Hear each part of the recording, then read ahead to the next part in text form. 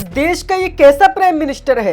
ऐसा मेरा नहीं, इस लड़के का कहना है। आगे आपको सुनाऊंगा कि इसने क्या क्या कहा है। तो पहले आपको बताना चाहूंगा कि आखिर आप खुद बताइए, क्या मणिपुर इस देश का हिस्सा नहीं है, या फिर मणिपुर के अंदर लोग इंसान नहीं रहते हैं?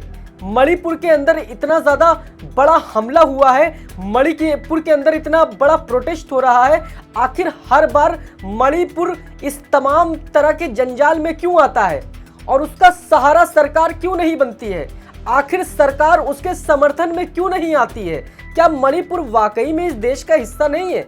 सरकार ये खुल के बता देना, क्योंकि जब इलेक्शन होते हैं तो सरकार वोट लेने पहुंच जाती है, जब इलेक्शन का टाइम आता है तो उनकी बात करी जाती है, उसके बाद आखिर उनको इस तरह से क्यों देखा जाता है, जैसे वो किसी गैर समाज का बच्चा हो, जैसे वो कोई गैर समाज के लोग हो, जैसे वो कोई सौतेला हो।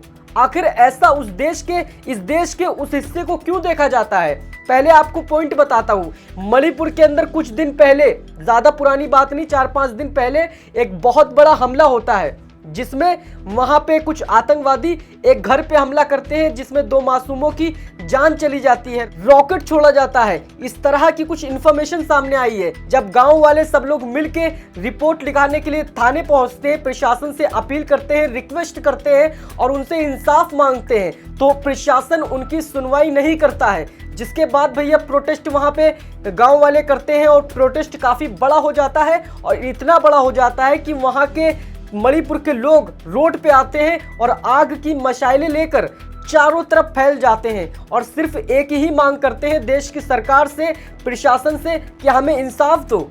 लेकिन फिर भी इतनी आवाज के बाद ना तो उनको इंसाफ दिया जाता है, ऊपर से उनके ऊपर गैस के गोले छोड़े जाते हैं और उनके ऊपर लाठी चार्ज किया जाता है। इस बच्चे ने क्या कहा है उसे जरा सुनिए, क्योंकि इस बच्चे ने कहा है कि इस देश के अंदर कोई पिक्चर आती है तो उसके लिए सरकार आगे आती है, जब कोई एक्टर बर्थडे पार्टी रखता है तो उसके लिए भाई सरकार आगे आ जाती है, जब दिल्ली और मुंबई जैसे बड़े शहरों में कोई हादसा हो जाता है, यानी कि जैसे कि दिल्ली के अंदर अभी एक बॉम्ब अटैक पाकिस्तान या फिर वगैरह जहां से भी हुआ था, उसके ऊपर सरकार किस तरह से जल्द एक्शन लेती है। आखिर मणिपुर के अंदर ये जो हादसे होते हैं, मणिपुर वालों के साथ नाइंसाफी होती है, उस पर सरकार क्यों नहीं बोलती है? ऐसा इस बच्चे का कहना है, इस भाई का कहना है। आप सुनिए जरा। बाकी जो धुरंधर जैसा मूवी का सक्सेसफुल में जो फोकस कर रहा है, why are you staying silent about Manipur? We are suffering for 3 years. Our youth life has lost. हमारा जो यूथ का लाइफ है, हमारे स्टूडेंट का लाइफ है, सब बर्बाद हो चुका है। क्यों चुप रहे हो आप? और जो आतंकवादी है नरेंद्र मोदी जी प्राइम मिनिस्टर, आतंकवादी तो आतंकवादी ही होता ही है, जैसा पाकिस्तानी से हो या बर्मा से हो। अगर ये जो हमला हुआ है उसको गुजरात या राजस्थान में और यूपी में, दिल्ली में जो होता होगा, तो आप, मुझे पता है, आप जल्द से जल्द एयर स्ट्राइक कर लेंगे और खत्म कर लेंगे उस आतंकवादी को। मणिपुर में ऐसा क्यों नहीं कर सकते हो? आपके पास बहुत पावर है। जो माँ उसके साथ जो बच्चे को मारा गया है, उसको वुमेन एम्पावरमेंट कहना चाहते हो क्या? इज दिस नारी शक्ति? तो सुना आपने कि भाई ने क्या कहा, इस बच्चे ने क्या कहा, इस लड़के ने कहा क्या कहा। तो भाई समझने वाली बात है कि आखिर एक तरफा इस देश की सरकार क्यों देख रही है, और साथ ही साथ चलो देश की सरकार नहीं देख रही है, विपक्ष भी इस पे कुछ नहीं बोल रहा है, और जो विपक्ष बोल रहा है तो उसके ऊपर कार्रवाई हो रही है। ये क्या है? मतलब क्या मणिपुर इस देश का हिस्सा नहीं है? या वहां पे इंसान नहीं रहते हैं?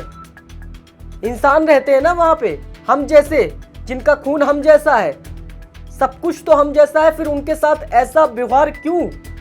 क्या ये देश अभी भी आजाद नहीं हुआ है? ये सरकार से पूछ रहे हैं लोग, मणिपुर के लोग पूछना चाहते हैं, इस देश की जनता पूछना चाहती है, मैं पूछना चाहता हूं, आप पूछना चाहते हैं कि आखिर इस देश की सरकार मणिपुर के लोगों को इंसाफ क्यों नहीं दे रही है? आज से कुछ साल पहले भी मणिपुर के अंदर जिस तरह से लोगों का कत्ल हुआ, लोगों पर जुल्म ढाए गए, उसके ऊपर भी सरकार कुछ नहीं बोली थी।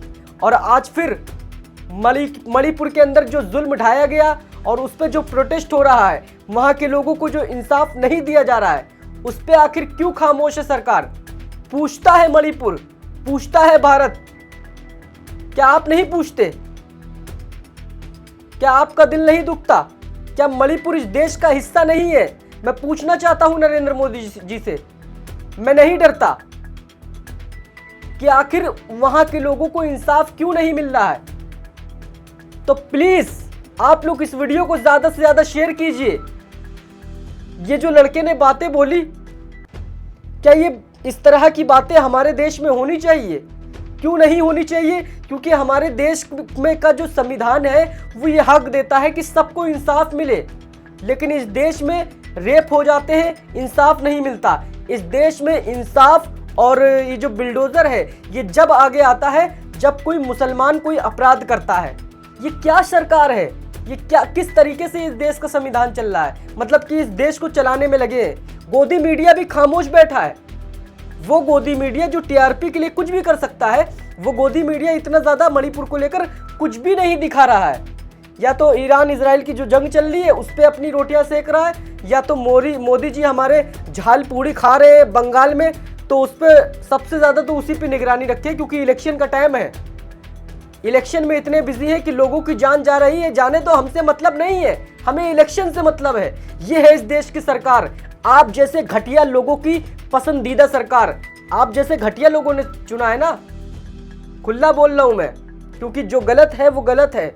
अगर इस देश की सरकार में वाकई शर्म है तो वो इंसाफ जरूर दिलाएगी वहां के लोगों को, और अगर शर्म नहीं है तो भाई जो हो रहा है होने दो। पुलिस प्रशासन तो भाई इशारों पे काम करता है।